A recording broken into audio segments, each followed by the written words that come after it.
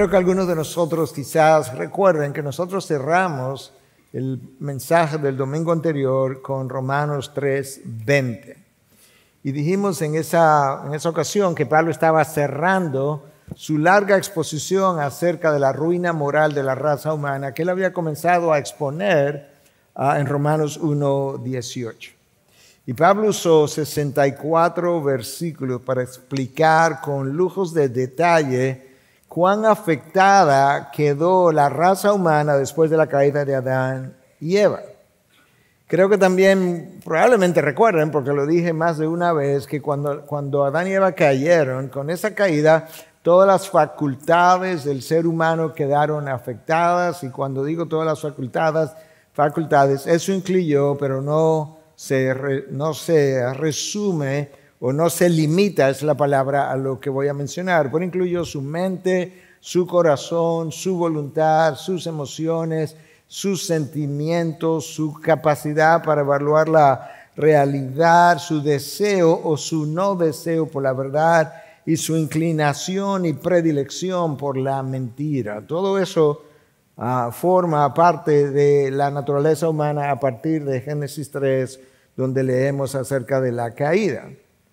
Si todo lo expuesto en los últimos 2 capítulos y medios, más o menos, es lo único que nosotros tuviéramos como revelación, yo creo que tendríamos razones de sobra para vivir deprimidos profundamente, en vista que lo que nosotros leímos en los últimos 2 capítulos y medio es acerca de un hombre que quedó desprovisto de toda esperanza de poder salir del estado en el cual él quedó, y sin ninguna posibilidad, sin posibilidad alguna de poder establecer nuevamente una relación con Dios.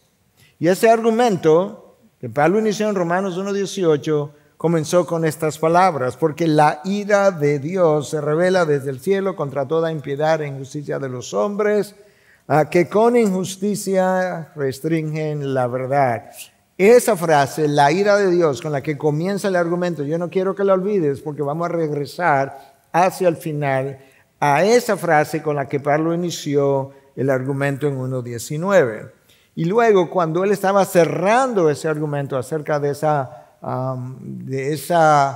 ese carácter no moral del hombre, o acerca de la condición en la que el hombre quedó, estas fueron sus palabras en 3:20. Porque por las obras de la ley ningún ser humano será justificado delante de él. Pues por medio de la ley viene el conocimiento del pecado. Pablo habló en Romanos 7:12, si mi memoria no me falla, que la ley es santa, es justa y es buena. Pero a pesar de lo santo, de lo justo y lo buena que la ley era, la ley no tenía la capacidad de salvarnos. De hecho, ese no era ni siquiera el diseño de la ley. La ley lo único que podía hacer, para lo único que podía servir, era como espejo para dejarme ver mi carácter, mi falta de carácter moral ante Dios, al mismo tiempo para reflejar el carácter de Dios. Y el problema no radicaba, había un problema con la ley, pero no radicaba en la ley, el problema estaba conmigo, como Pablo expone en Romanos 8, que lo que la ley no podía hacer, pero por la inhabilidad en el pecador para cumplirla. Ese era el problema. Y recuerda que dijimos que Romanos 8:7 revela que ese hombre con una mente en la carne, no solamente que no se somete a la ley de Dios, sino que ni siquiera puede. Pero hasta la venida de Cristo, la única forma de salvación posible era el cumplimiento perfecto de la ley, la obediencia perfecta a la ley de Dios, lo cual era una imposibilidad, pero no había otra forma de salvación. Ahora, con la venida de Cristo, el panorama no solamente que comienza a cambiar, cambió y cambió radicalmente. Y para Pablo explicar entonces cómo cambió radicalmente el panorama, él ahora que ya culminó su argumento acerca de la caída moral del ser humano, ahora él comienza a explicar fruto de qué ocurrió el cambio. Este es el texto que vamos a leer hoy, es como la bisagra sobre la cual gira toda la historia redentora. La historia redentora venía hasta este momento que el texto describe en una dirección, y ahora en ese texto Pablo describe qué fue lo que le dio la vuelta a la historia redentora para ir en otra dirección. Escucha ahora entonces lo que él escribió en Romanos 3, comenzando en el versículo 21. Pero ahora, esa es la bisagra, pero ahora, aparte de la ley, la justicia de Dios ha sido manifestada, confirmada por la ley y los profetas.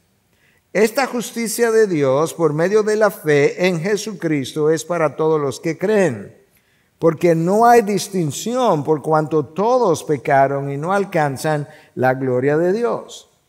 Todos son justificados gratuitamente por su gracia, por medio de la redención que es en Cristo Jesús, a quien Dios exhibió públicamente como propiciación por su sangre a través de la fe, como demostración de su justicia, porque en su tolerancia Dios pasó por alto los pecados cometidos anteriormente para demostrar en este tiempo su justicia, a fin de que Él sea justo y sea el que justifica al que tiene fe en Jesús. Yo sé, quizá no le quedó tan claro, pero trataremos de desempacar lo que Pablo expuso en ese texto. Déjame mencionarte algunos de los comentarios acerca del texto que leímos, de parte de autoridades o académicos de la palabra.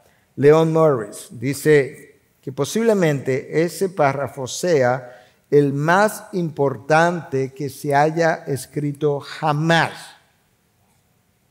en toda la historia del hombre. Quizá ese sea el párrafo más importante. Martín Lutero consideró a Romanos 3, 21 al 26 como el punto principal y el lugar central de la epístola y de toda la Biblia. Otros teólogos han considerado este párrafo como el más esencial o crucial en el libro más esencial de la Biblia. Romano es el libro, la carta más esencial de toda la Biblia. De Romanos, entonces, este es el punto central. Para mí, este párrafo resume el Evangelio y lo pone en exposición o en exhibición.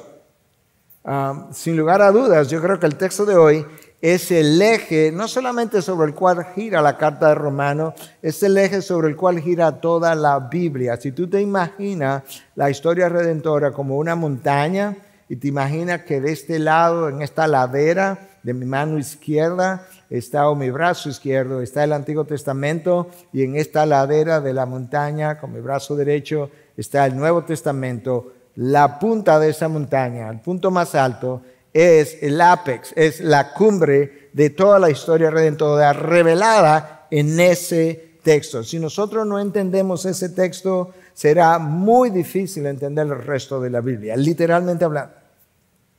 Es el texto que explica el porqué de la cruz de Cristo y el porqué la salvación de los hombres tenía que darse de esa manera.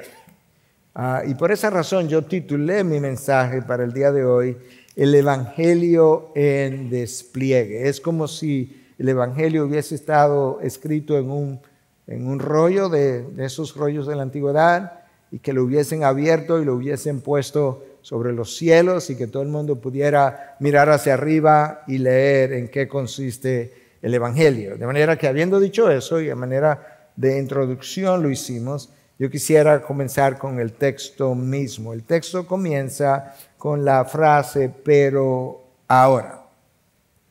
Es una frase muy paulina, él la usa varias veces en sus cartas, usualmente para ayudarnos a ver en qué dirección lo va a girar o a cambiar aquello de lo cual él venía hablando con relación a lo que él va a iniciar hablando. Y eso es lo mismo que ocurre aquí. Es una frase clave porque él está introduciendo una idea nueva. Y entonces ahora él dice, pero ahora, aparte de la ley, claro, porque lo único que ellos conocían y tenían hasta ahora, hasta Cristo, era la ley. De manera que cualquier cosa, cualquier bendición que ellos iban a obtener sería en relación a la ley. Pablo dice, no, yo te voy a revelar algo que es aparte de la ley, no tiene que ver con la ley, y que ha sido puesto de manifiesto en el tiempo presente, y de lo cual hablaron los profetas y la misma ley, la ley de Moisés, atestiguada. Eso de lo que te voy a decir fue atestiguado ya en el pasado por la ley de Moisés y los profetas. Ellos estaban apuntando a esto que yo estoy a punto de revelar.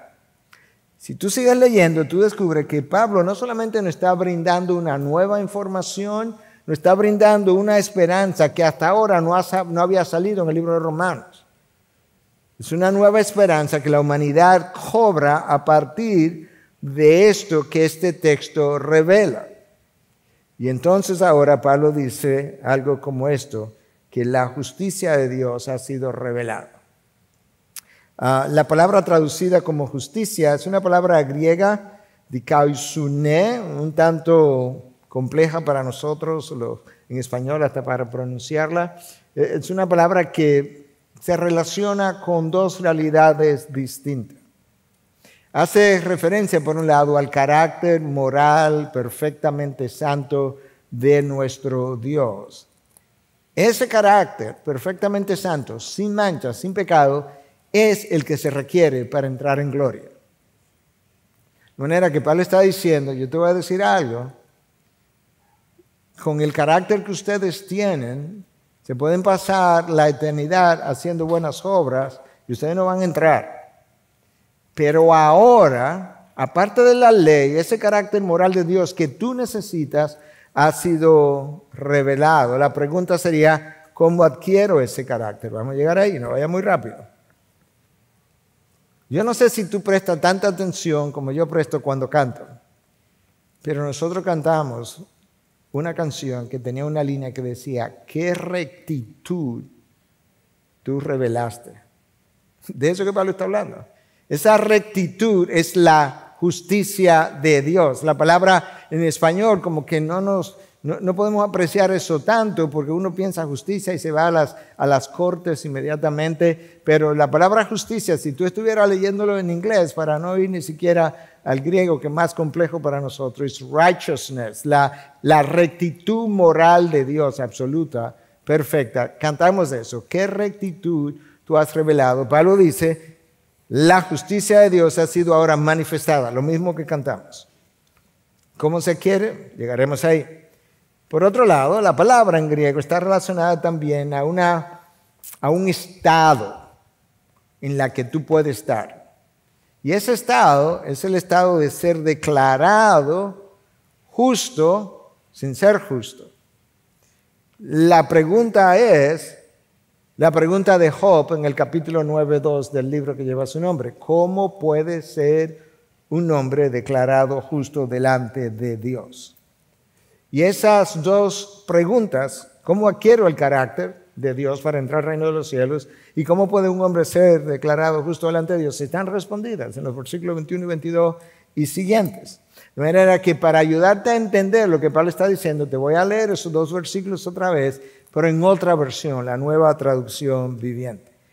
Pero ahora, tal como se prometió tiempos atrás en los escritos de Moisés y de los profetas, Dios nos ha mostrado cómo podemos ser justos ante Él sin cumplir con las exigencias de la ley.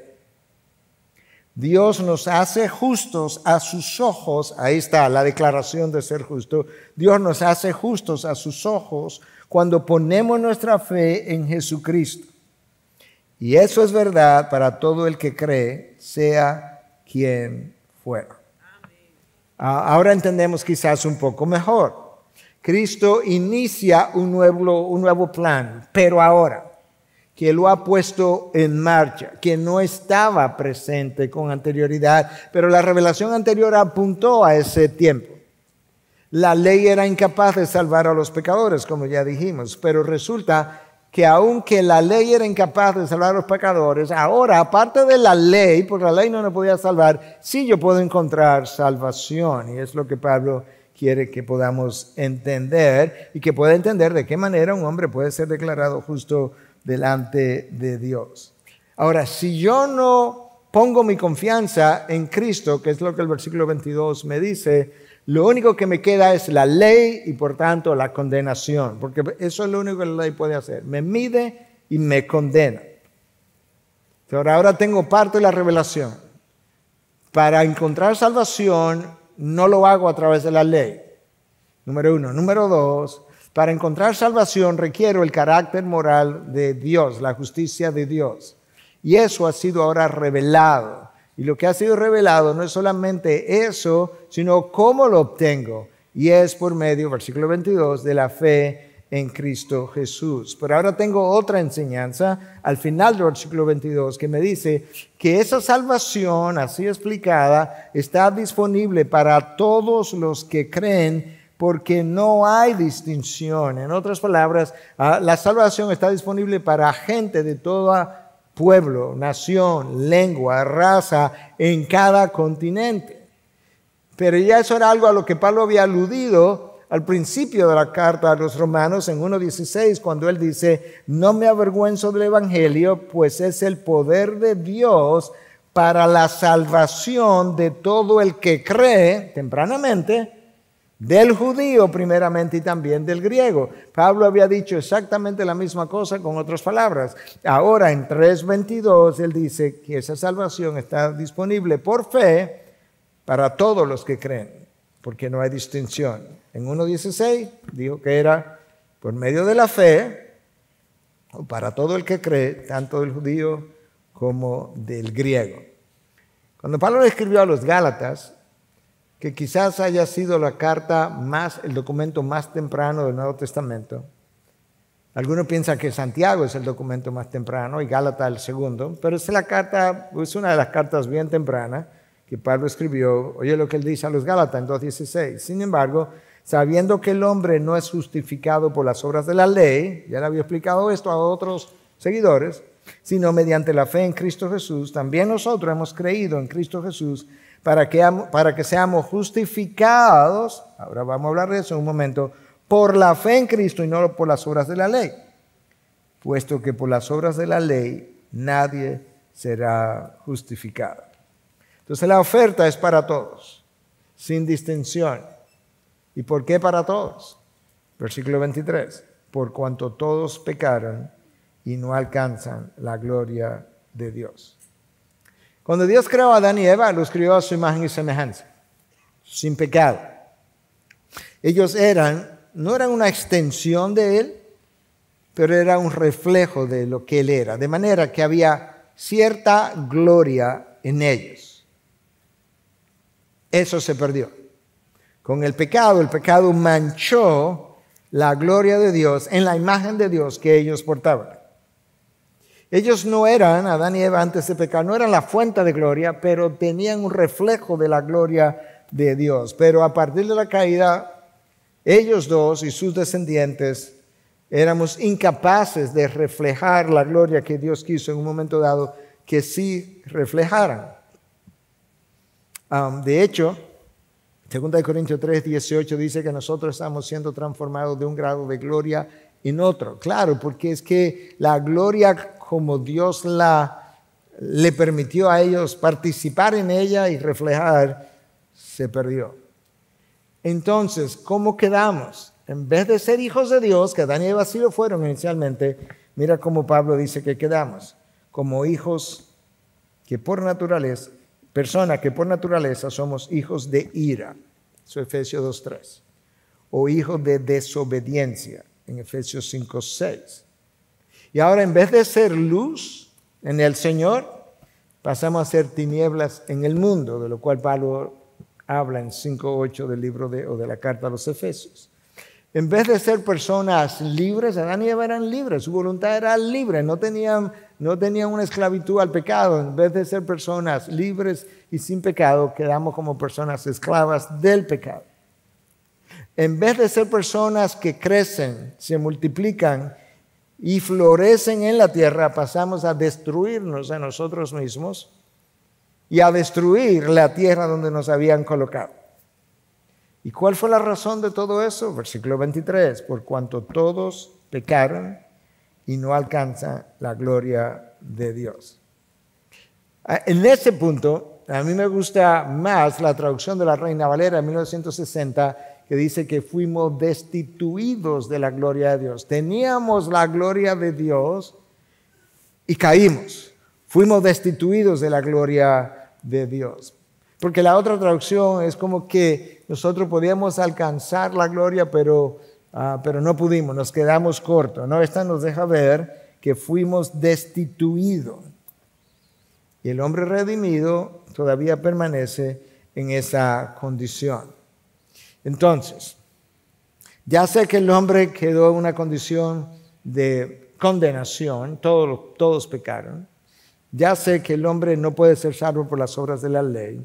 Ya sé también, por el versículo 22, que puedo ahora poner mi fe en Cristo Jesús y alcanzar salvación, pero todavía no entiendo bien cómo. ¿Cómo es que Dios logró o logra que el hombre pueda ser salvo? Versículo 24. Siendo justificados, gratuitamente, por su gracia, por medio de la redención que es en Cristo Jesús. Así es que va a ocurrir. Aquí hay dos palabras clave. Justificados, y la otra palabra clave es redención. Hay varias palabras claves en la Biblia que si no la entendemos, no entendemos el resto de la Biblia, literalmente hablando. Aquí hay dos de ellas. Si no entiendo la redención, no sé ni siquiera qué fue lo que Dios hizo con los judíos cuando los sacó de Egipto, porque el texto nos dice que ellos fueron redimidos de la esclavitud de Egipto. No sé ni siquiera tampoco qué fue lo que le pasó al pueblo cuando Dios lo trajo de Babilonia, porque el texto habla de que ellos también fueron otra vez redimidos de Babilonia y de regreso a su tierra prometida. Necesito saber qué es esa palabra redención. Si no sé lo que es la justificación, no sé cómo el hombre se salva, y si no sé cómo el hombre se salva, me quedo condenado. Si no sé lo que es la palabra perdón, también estoy en problema. Si no sé lo que es la palabra expiación, que la vamos a abordar, pero la cantamos varias veces. ¿Qué expiación tan grande tú das? ¿La recuerda? Estaba ahí, la cantamos. Si hay algo que aprecié del tiempo de adoración hoy es que casi todos los términos que tenía que manejar estaban en las canciones, por no decir todos. Entonces ahora Pablo me dice que esto ocurre cuando soy justificado gratuitamente por su gracia, por medio de la redención que es en Cristo Jesús. La palabra justificados ahí es esa palabra que mencioné anteriormente, dikaio. Es una palabra que viene del lenguaje judicial, de las cortes. Y tenía que ver con el hecho de que yo entraba a una corte siendo acusado y siendo culpable, y por alguna razón el juez me declaraba no culpable. Cuando salgo de la corte, entonces, ya no tengo ninguna penalidad sobre mí.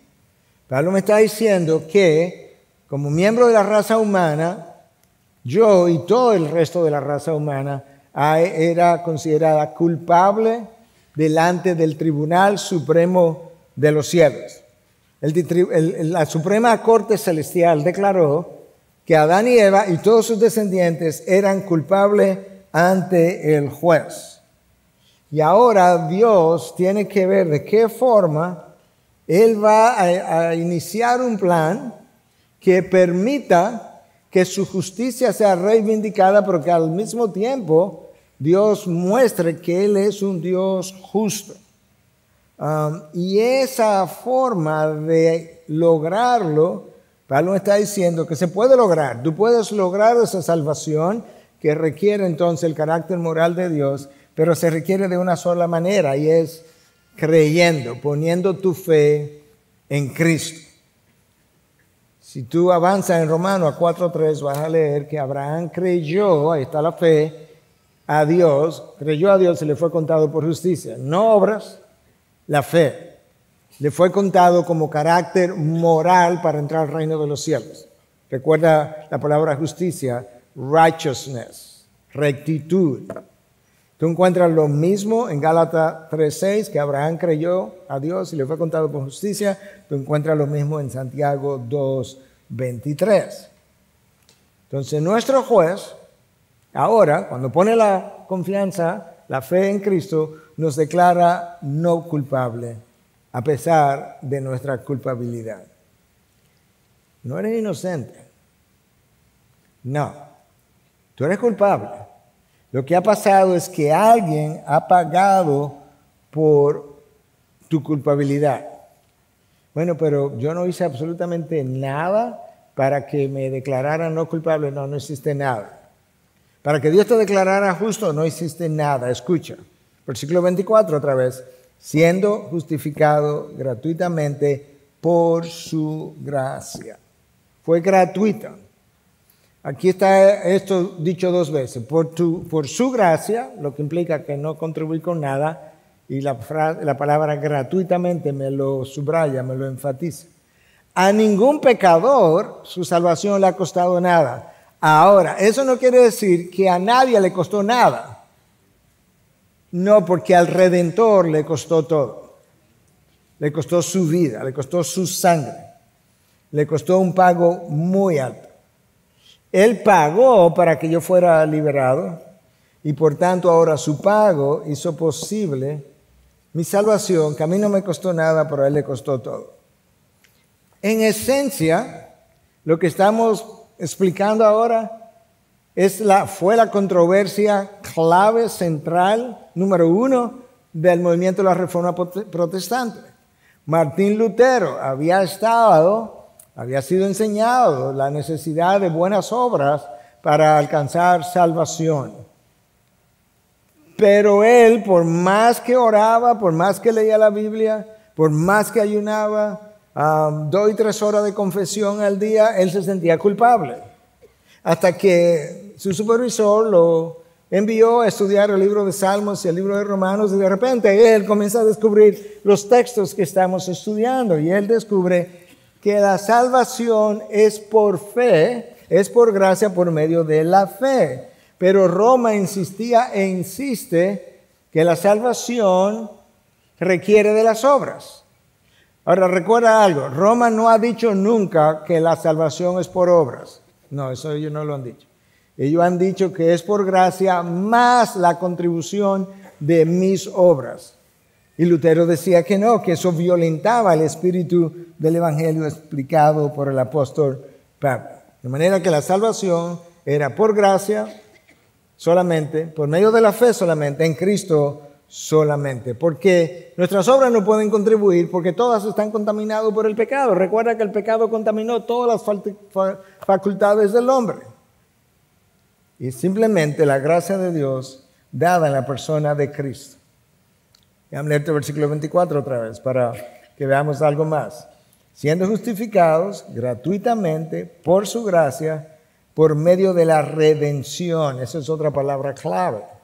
Por medio de la redención que es en Cristo Jesús.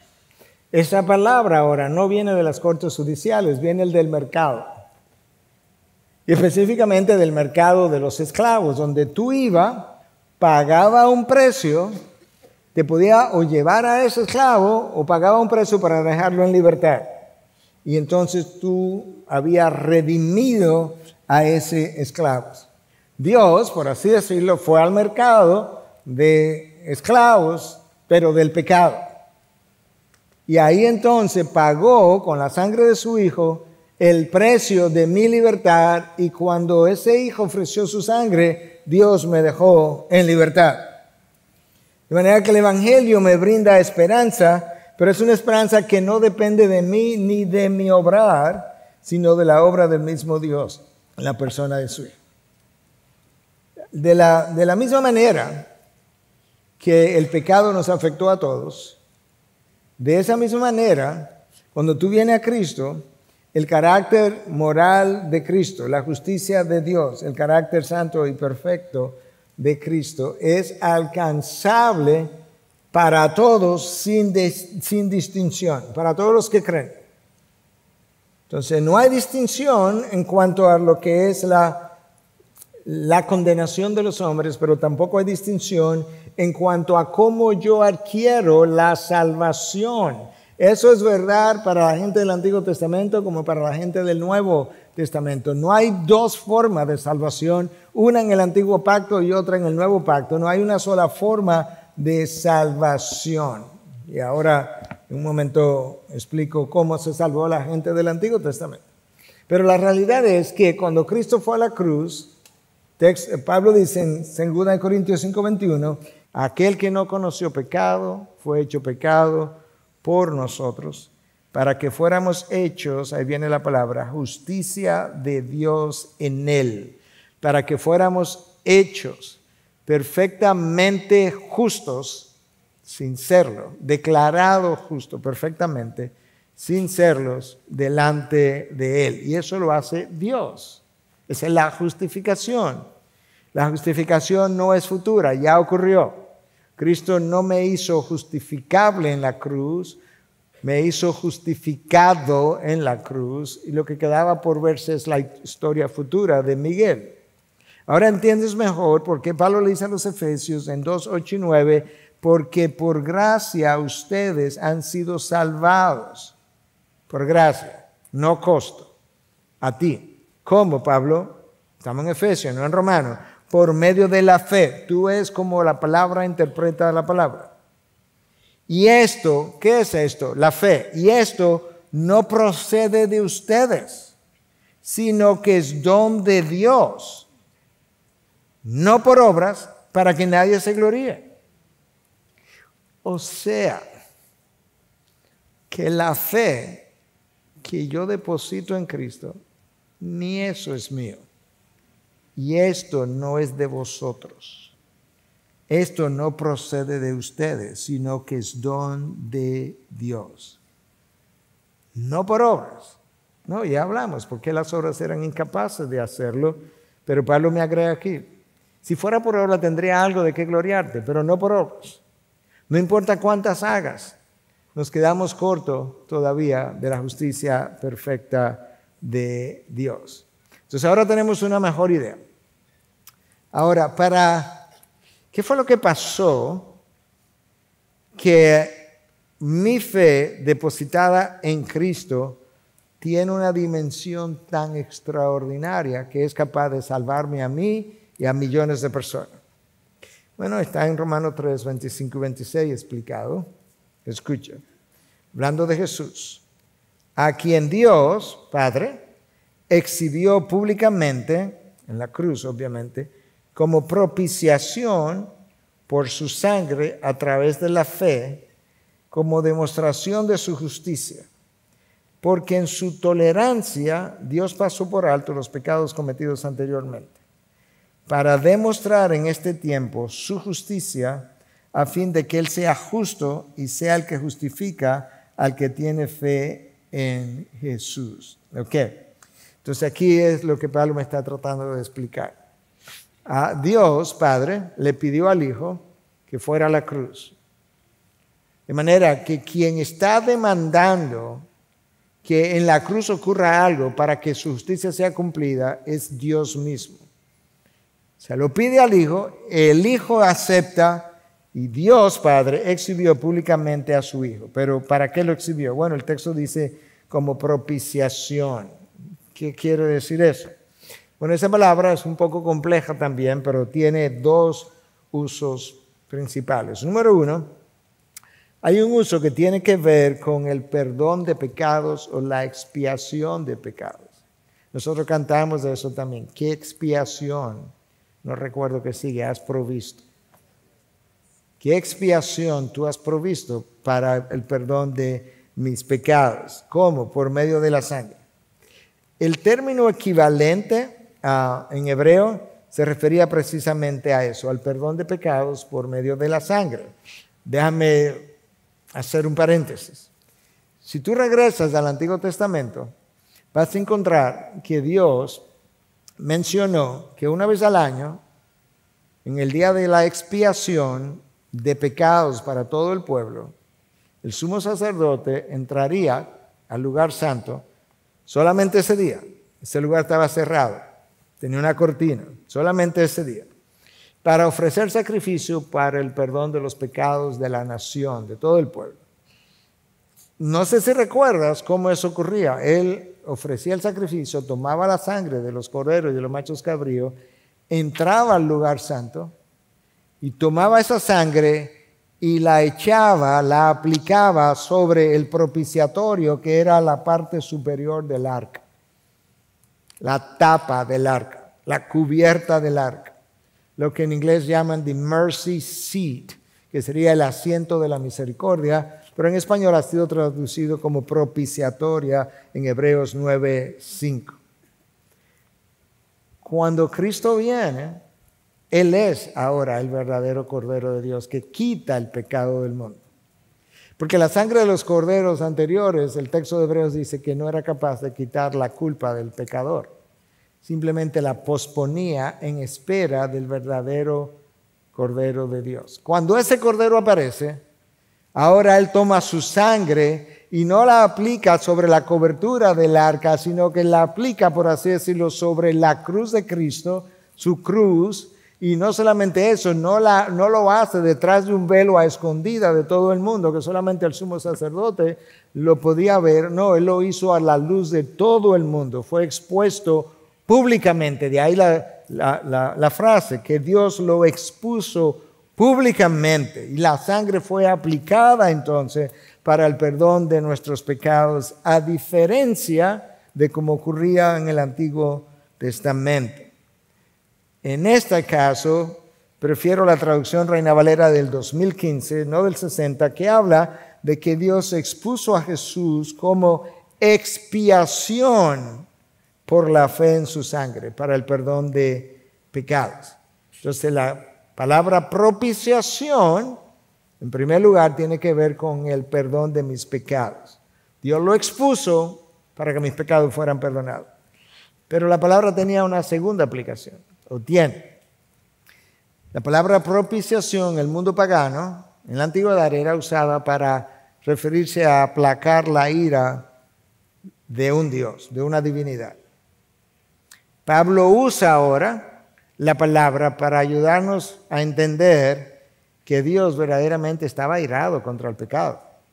Recuerda la frase, la ira de Dios se revela contra toda impiedad e injusticia de los hombres que con injusticia restringen la verdad. Esa ira, ¿cómo la remuevo? Aquí está ahora Pablo explicando. Bueno, esa ira se remueve por medio de un sacrificio y la sangre derramada, que en este caso no es la sangre de un cordero, es la sangre del verdadero Hijo de Dios, que es el Cordero de Dios que quita el pecado del mundo.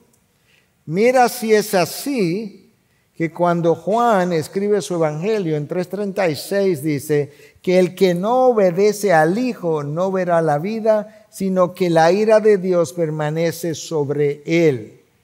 Si tú no has depositado tu fe en Cristo Jesús de manera genuina, no de la boca hacia afuera, no simplemente porque un día levantaste la mano, pasaste adelante, hiciste una profesión de fe. No, de manera genuina. Si eso no ha ocurrido, hermano, hermana, la ira de Dios está sobre ti, sin lugar a dudas, esperando el día del juicio final para que la ira entonces te visite para el resto de la eternidad. Y eso no es poca cosa. Pablo dice, ahora yo te estoy hablando de buenas noticias, que no tiene que ser así, que el Hijo vino, se ofreció, derramó sangre para el perdón de tus pecados, hasta el punto que sirvió como expiación de tus pecados y perdón. Y luego entonces también sirvió para remover la ira de Dios que reposa o reposaba sobre ti. ¡Wow! Eso es buena noticia. Escucha a Pablo otra vez en 3:25. A quien Dios, su Hijo, a quien Dios exhibió públicamente como propiciación, ya explicamos todo eso, por su sangre a través de la fe. O sea, la ira de Dios me es removida y mis pecados perdonados cuando yo creo y deposito la fe en Cristo. ¿Para qué Dios hizo todo esto? Como demostración de su justicia, porque en su tolerancia Dios pasó por alto los pecados cometidos anteriormente. Volvamos atrás ahora. Dios dice, yo le pedí al pueblo que ofreciera sacrificios, pero en realidad yo simplemente estaba extendiendo mi tolerancia porque los pecados no estaban pagos. Nadie pagó por los pecados de los santos del Antiguo Testamento hasta que mi Hijo vino y Él efectuó el pago. Entonces, ¿qué fue lo que pasó? Algunos de ustedes recordarán esta ilustración que te di en una ocasión. Tú tomas un préstamo al banco, llega un momento en que por H o por R perdiste el trabajo y no tienes cómo pagar. Con ciertas relaciones, esto ha pasado más de una vez porque yo conozco los casos, tú vas al banco y le pides o negocias con el banco que te permita pagar los intereses del préstamo sin pagar nada del capital, porque no tiene los ingresos suficientes. Entonces el banco te dice, ok, te vamos a seguir cobrando los intereses, pero tu deuda queda igualita. O sea, todo lo que tú vas a pagar de aquí en adelante no abona nada al capital, tú sigues en deuda. Bueno, eso es más o menos como esta sangre de los machos cabríos y de los corderos funcionó. Ellos estaban pagando el capital, pero la deuda con Dios seguía igualita. Cuando Cristo viene y derrama su sangre, Él paga la deuda. Él paga el capital debido, el capital moral, y se acabó la deuda. Consumado es. No más deuda, no más intereses. Olvídense de los corderos, que ya no hay intereses que pagar. Esa es la diferencia. A quien Dios exhibió públicamente como propiciación por su sangre a través de la fe, como demostración de su justicia. Claro, porque si Dios no pide, exige, demanda que la deuda que existía fuera pagada, eso no era de un Dios justo. Un Dios justo demanda el pago de lo que se debe, literalmente hablando. Entonces Dios dice que como Él pasó por alto los pecados cometidos anteriormente, ahora Él requirió eso de su Hijo, lo demandó para demostrar su justicia. Dios dijo en Éxodo 34:7 que no dejaría impune al culpable. Volvió y lo repitió en número 14:18. Volvió y lo repitió en Nahum 1:3. Entonces, si yo no voy a dejar impune al culpable y la sangre de los machos cabríos no removió la culpa de los pecadores, aquí hay un dilema, esta es la disyuntiva. O tomo a todos los culpables, que es la raza humana entera, lo envío al infierno para demostrar mi justicia, o le pido a alguien, en este caso su hijo, que puede pagar por la deuda, que vaya y se sacrifique y pague por la deuda, porque de lo contrario, yo no daría ni siquiera testimonio de ser un Dios justo, porque dejé la justicia violada y sin cumplir. ¡Wow! Y Dios dice, no, yo voy a enviar a mi hijo. Y el hijo dice, no, yo voy a ir. Y yo voy a ir y voy a pagar. Cuando yo termine de pagar, ahí en la cruz, yo voy a decir, tetelestai, consumado es, no más sacrificio, la ley fue cumplida, ya no más. Y entonces ahora, ¿cómo me salvo? Tú pones tu fe en mí, el que pagó por ti. Es como que lógico eso. Como que tiene toda la razón del mundo. Aquí decimos se cae de la mata. Entonces el justo es justo o es declarado justo porque alguien pagó para que él fuera declarado de esa manera. Porque en Cristo sus pecados no fueron simbólicamente perdonados como en el Antiguo Testamento esperando que el Hijo viniera y derramara sangre, sino que son pagados de manera real. Versículo 26. Y cuando Dios hizo todo eso, ¿qué perseguía? Para demostrar en este tiempo, cuando Cristo vino, su justicia, de la cual ya hablamos, a fin de que Él sea justo y sea el que justifica al que tiene fe en Jesús. O sea, Dios le pidió al Hijo que muriera y pagara por el pecador, porque de esa manera Él se demostraba justo, porque no voy a dejar impune al culpable. Entonces Cristo pagó por el culpable. Pero al mismo tiempo, cuando Cristo hizo eso, no solamente demostró que Dios es justo, sino que al mismo tiempo la sangre derramada sirvió para justificar al que puso su fe en Jesús. Ahí está, versículo 26. Para demostrar en este tiempo su justicia, a fin de que Él sea justo, se demuestre justo, y sea el que justifica al que tiene fe en Jesús. Hermanos, quienes crucificaron a Jesús no fueron los romanos, no fueron los judíos.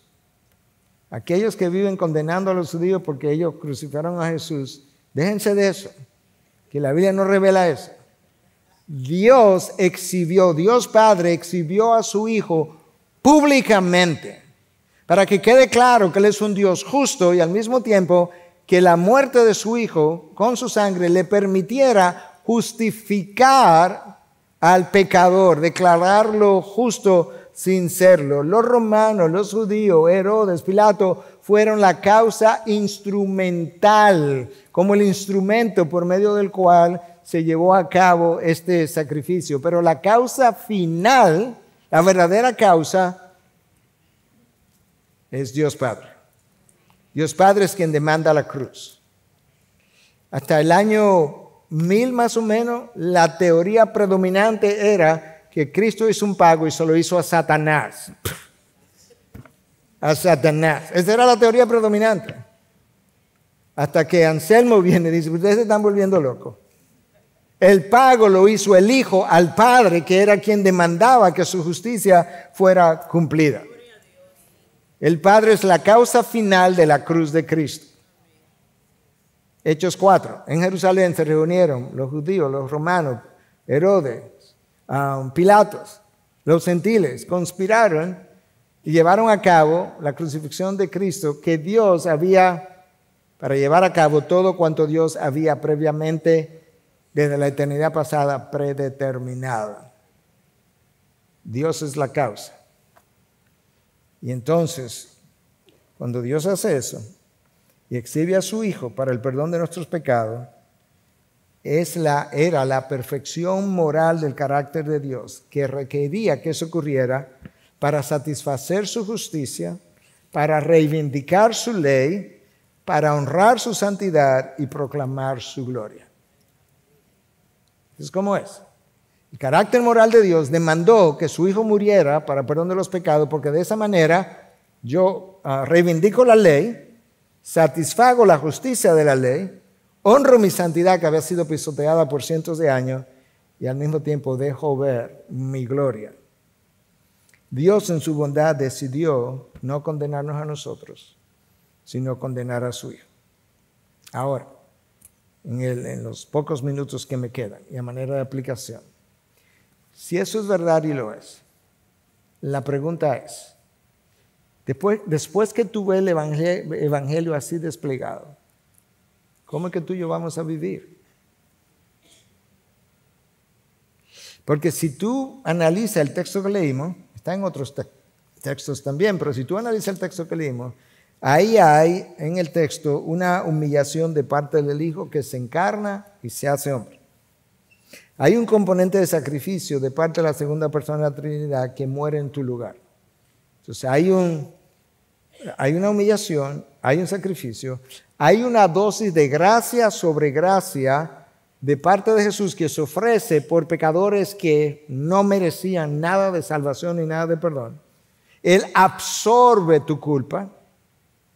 Hay un perdón incondicional de parte de Dios hacia el hombre, tanto para el judío como para el gentil.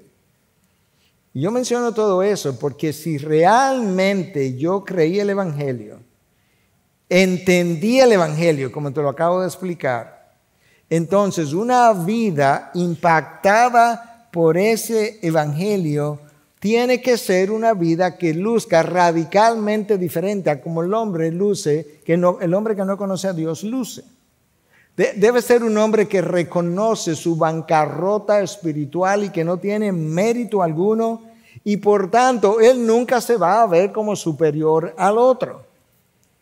Un creyente que ha entendido el evangelio es una persona humilde que raramente se ofende. Es una persona humilde que no anda buscando las faltas en el otro porque él sabe que él tiene suficientes faltas para mantenerse ocupado buscando. Es una persona cautivada por el evangelio, es manso, es humilde, no es polémico, no es argumentativo. Pero ¿cómo, pastor? Porque hace lo mismo que Cristo hizo. ¿Sabes qué? Él vio toda nuestra culpa. Tú eras el problema y Él fue a la cruz y absorbió tu culpa. Cuando lidias con otro, absorbe su culpa como Cristo lo hizo contigo. De manera que tú puedas estar en paz y mostrar el evangelio. El evangelio en el corazón de una persona muestra a un hombre en su vida diaria, que es misericordioso, no es rencilloso, no es rencoroso. Él es un pacificador. A eso es que Cristo se refiere en el Sermón del Monte cuando dice, bienaventurados los pacificadores. El Evangelio de la cruz nos llama a amar a nuestro enemigo como Cristo te amó cuando tú eras su enemigo.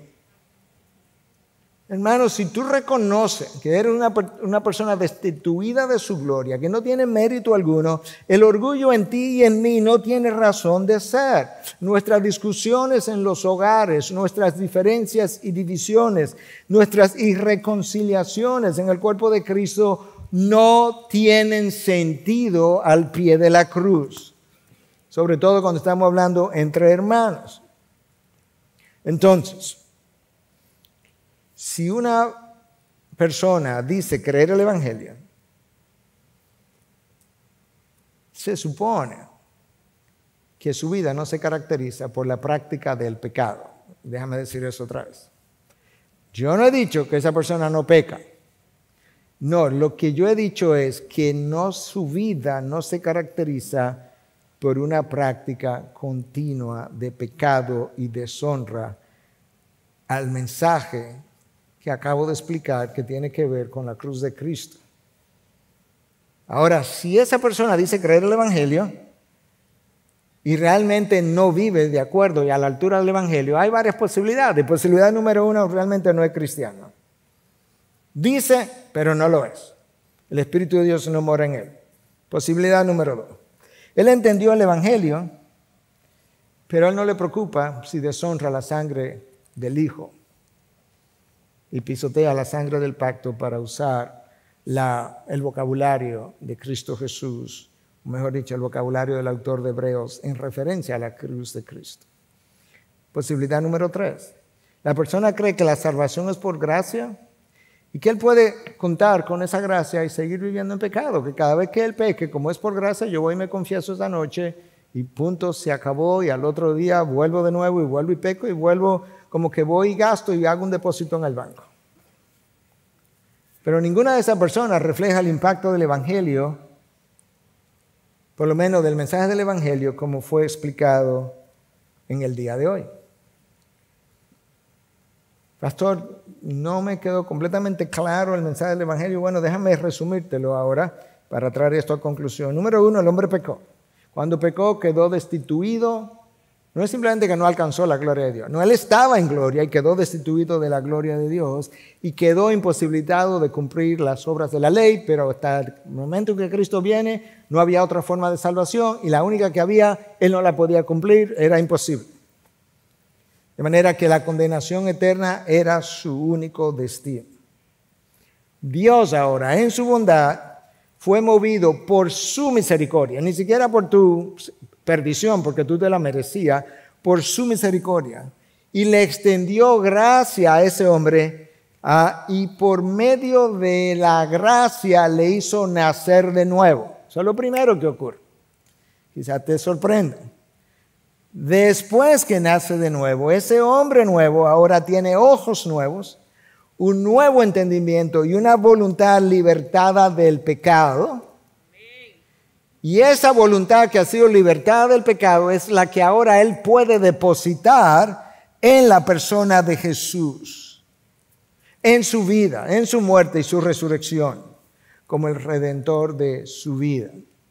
De tal manera, él ha entendido y es impactado por el mensaje del Evangelio, que cuando él entendió que Dios Padre expuso al Hijo y el Hijo voluntariamente se ofreció y derramó sangre por alguien que no tenía ningún mérito, que merecía la condenación eterna, que si se hubiese ido al infierno a todos los ángeles de Dios y la humanidad entera, si fuera salva, podía aplaudir tu condenación porque era lo que te merecías, que estando en esa condición, Cristo se ofreció por ti y te sacó de esa posibilidad para darte ahora vida eterna junto al Padre. Si esa realidad no te deja boquiabierto y de manera y con un sentimiento de agradecimiento eterno, infinito, donde tú quieres vivir ahora el resto de tu vida para la gloria de Dios, para dar gracia a Dios, para honrar su santidad y honrar su ley, nada lo va a hacer. Nada, absolutamente nada. El verdadero creyente que ha entendido el Evangelio dedica su vida a vivir el Evangelio, a honrar el Evangelio, a exaltar el Evangelio, a proclamar el Evangelio, a reflejar el Evangelio. Y la falta de sensibilidad para hacer esas cosas, por lo menos pone en tela de juicio si verdaderamente yo soy creyente. Hermano, yo creo que el Evangelio quedó, o hermana, quedó claramente expuesto. ¿Qué vas a hacer? Hay una sola cosa que tú puedes hacer. Si uno está en Cristo. Si el Espíritu de Dios tomó su palabra y la fue martillando y te fue dando luz y luz y luz y luz, y quedaste al descubierto de que no eres creyente. Tú puedes ahora decirle, Señor, yo entendí, yo estoy condenado, yo voy a la vida eterna, pero yo no quisiera terminar ahí. Pero tu palabra dice que yo tengo una sola forma. Y es que tú te muevas por tu gracia y me hagas nacer de nuevo. Señor, dame tu gracia.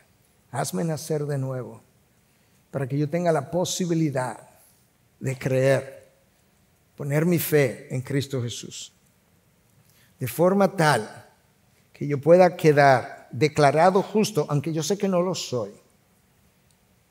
Y que ahora Cristo pueda revestirme con su carácter plenamente justo, para que cuando yo me presente al reino de los cielos, los que me vean no vean al inmoral, pecador, mortal Miguel, sino vean la cobertura que Cristo me brindó, el carácter de Cristo que me cubre, y que ese sea el mérito que me permite entrar a compartir contigo por la eternidad.